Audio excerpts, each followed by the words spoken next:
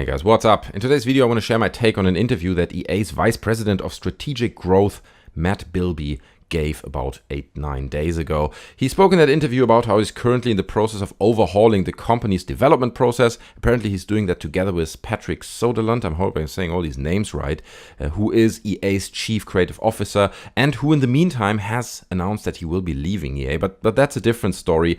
Now this is clearly still part of the massive backlash that EA got for the Battlefront 2 disaster, the loot box disaster. Obviously they are still trying to do damage control. This is clearly still part of their damage control efforts. So Matt Bilbey said the following, and I'm quoting here, about the approach to the new development process. I ran a team internally with Patrick post-Battlefront to actually redesign our game development framework and testing platforms to ensure we're giving our game teams the right guidance. We'll call it an EA moral compass at the beginning of the development, so we're designing our live service early, we're testing it early, testing it with gamers who are giving us feedback so we can ensure those pillars of fairness, value and fun are true.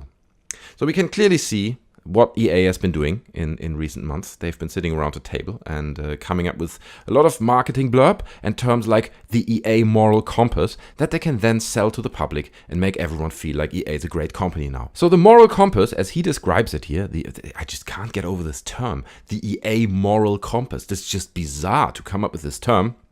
But it clearly doesn't mean that EA is really changing their attitude towards making games, or the idea of admitting mistakes, or maybe changing their politics towards the players, which all would be great things to do and to address because they're failing there.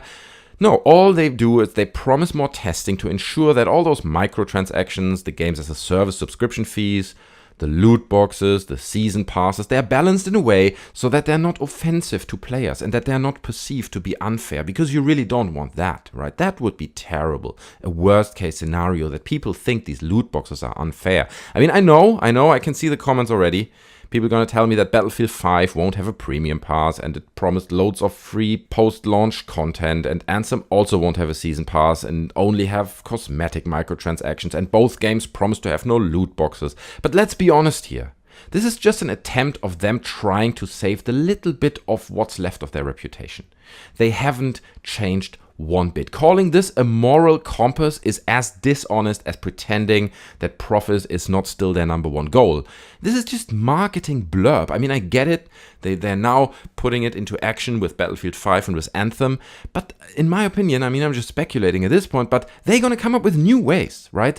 So they don't call it loot boxes. Instead, they inject maybe some real money in-game currency. And with that, you can buy all those items, and maybe you go down like a Counter-Strike route where you can now buy all those rare items with this currency, and there's like a marketplace and you can exchange and you do everything. It's exactly the same, except you're not calling it a loot box, right? They will come up with new methods to cheat you for your money and make the main focus of their development cash return, because that's what it is. In fact, what Matt Bilbey describes here falls exactly into the existing problem that EA always had. They will run focus groups, they test whether the cash printing mechanism is offensive to anyone, and if it is, they'll tweak it slightly and hope they get away with it. Everything he talks about in this interview is how streaming will be the future of games, and I'll link the interview down in the description so you can read it.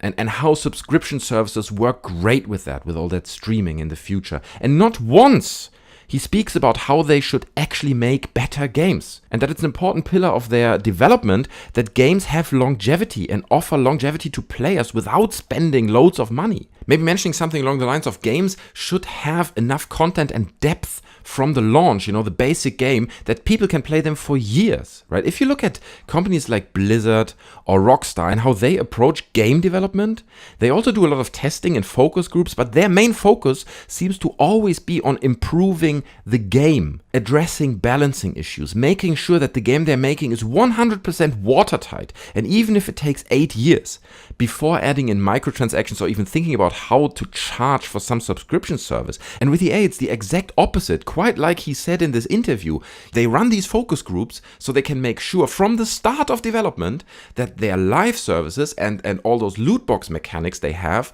are not offensive to anyone. Like, this is something they put first when they start developing a game. That's basically what he's saying, and that's just ridiculous. So if you think that EA is now actually getting rid of loot boxes or microtransactions, or that they've changed their company ethos, you're just wrong, right? They'll come up with new ways. They'll just change its skin, like I said before, like injecting some new in-game currency or something, but they're gonna still try to steal your money as aggressive as ever, because that's what EA does. That's what this company stands for.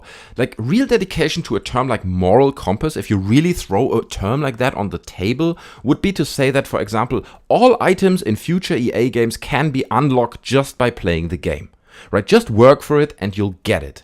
Like it used to be in many older games, right? Where you just had to play long enough, or you had to grind a certain way in the game to unlock the thing that you wanted, right? But obviously they're not doing that, because their focus is still returning cash, and that doesn't return cash, right? That would maybe return like satisfied customers or people who would play the game longer or get into the game and play it for longer. But we don't really want that. What we want is people to pay for that funny hat you want. So just pay for that, and then we make money, and then everyone's happy. Like, that is still so obviously their approach that it nearly hurts, right? It hurts me to read these horrible marketing blurbs they come up with, because it's just, you know, they're lying, and then they put that lie in a nice fancy dress and hope that nobody recognizes that it's a lie inside that dress. It's absolutely outrageous, if you ask me. And on top of that, it seems to me like they now want us to applaud them for only having cosmetic microtransactions or not adding in a season pass into a game. Well, no,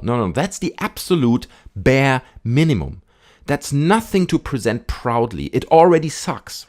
Having cosmetic microtransactions, you can now argue that every game has it. And to be honest, let me put that on a side note. If some indie games have it and they try to return a bit more money to fund their game, absolutely no problem. I'm not against microtransactions for cosmetic items in general. But if a company like EA does it, and to the scale that they do, then it's just absolutely ridiculous and quite the opposite of a moral approach or a moral compass approach to development. So this interview shows once more that EA's head is in the money-making space first, and then secondly, it's also in the money-making space, and then if we're lucky, third comes making games. If we're lucky, maybe the fourth point is also about money-making, and then there's nothing for a long time.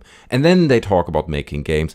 But maybe I'm wrong. Maybe I'm wrong here, guys. I mean, leave your thoughts down in the comment section below.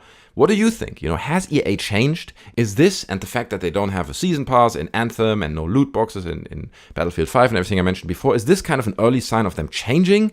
In my opinion, it isn't, because I think respect has to be earned, right? And I want to see action. I want to see action over many years, because, like, for example, in FIFA, they still have loot boxes, and they haven't mentioned that they're going to take those out because nobody complained. Nobody wanted to take those out, you know. Nobody really complained about FIFA, so let's just keep them in. They make us millions, probably billions, so screw everyone. So EA worked hard and long on not earning anyone's trust, especially not my trust. I'm not buying any of their games, you know, whenever I can, I just boycott any of their games. So let's see how this pans out. Leave your thoughts down in the comment section below. Do you think it's a good sign? Do you think it's bad? Do you think this is just marketing blurb like I do? Or do you disagree with me? I would appreciate your thoughts down in the comment section. Guys, hope you enjoyed the video. Leave a like, subscribe to the channel, hit the bell button to stay up to date with upcoming videos. Take care, guys, and I'll see you next time. I'm out. Bye.